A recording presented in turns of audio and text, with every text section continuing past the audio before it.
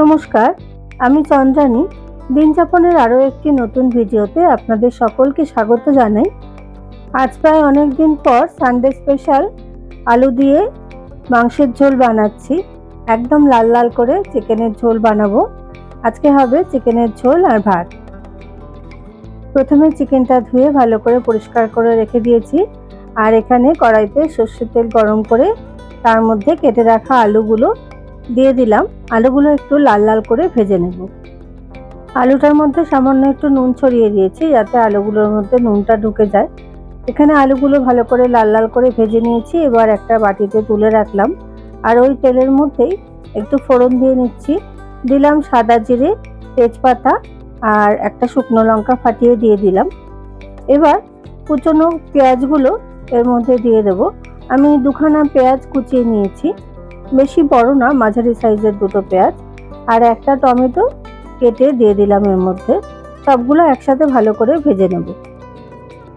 একটা বড় দেখে পেঁয়াজ আমি পেস্ট করে রেখেছি, ওটাও এবার এর মধ্যে অ্যাড করে দিলাম। সব কিছু একসাথে ভালো করে কষিয়ে নিচ্ছি। এবার দিয়ে দিলাম আদা আর রসুন বাটা। আমি এখানে রসুন বাটাটা একটু বেশি ব্যবহার করেছি আর আদাটা একটু কম। আদা আর রসুন বাটাটা দিয়ে আবারও ভালো করে কষিয়ে নেব সব কিছু একসাথে।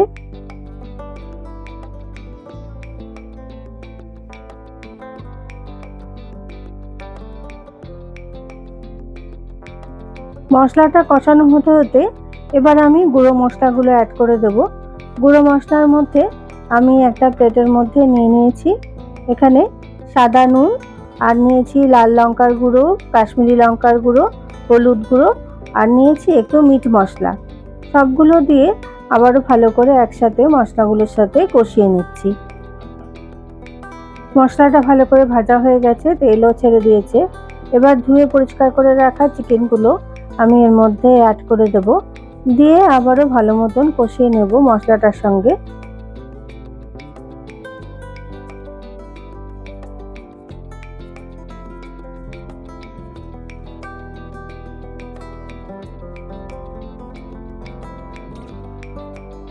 এবারে হাফ কাপ মতন দই আমি মিক্সির বাটিটার মধ্যে একেবারে একটুখানি পেস্ট করে নিয়েছি, ওইটাকেই আমি এর মধ্যে অ্যাড করে দিলাম।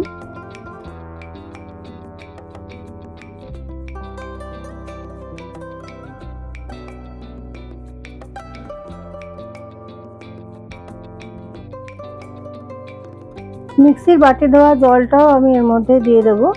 দিয়ে এবার ভালো মতন ফুটতে দেব। একটুখানি ঢাকা চাপা দিয়ে রেখেছিলাম। ভেজে রাখা আলুগুলোও এখানে অ্যাড করে দিয়েছি। মাংসটা প্রায় সেদ্ধ হয়ে এসেছে। এবার একটু গরম মশলা আর ঘি অ্যাড করে দিলাম। সানডে স্পেশাল লাল লাল মাংসের ঝোল একেবারে তৈরি। এবার শুধু গরম গরম ভাতের অপেক্ষা। ভাত আর মাংসের ঝোল এটা খুবই উপাদেয় খাদ্য, ছোট থেকে বড় সবারই খুবই ভালো লাগে। আপনারা সবাই নিশ্চয়ই বাড়িতে বানান। তবুও ভিডিওটা যদি ভালো লেগে থাকে একটু লাইক আর কমেন্ট করে দেবেন, আর সবার মধ্যে শেয়ার করে দেবেন। ভিডিওটা তাহলে আজকে এখানেই শেষ করছি। দেখা হবে পরবর্তী কোনো ভিডিওতে। ততক্ষণ পর্যন্ত সবাই ভালো থাকবেন, সুস্থ থাকবেন।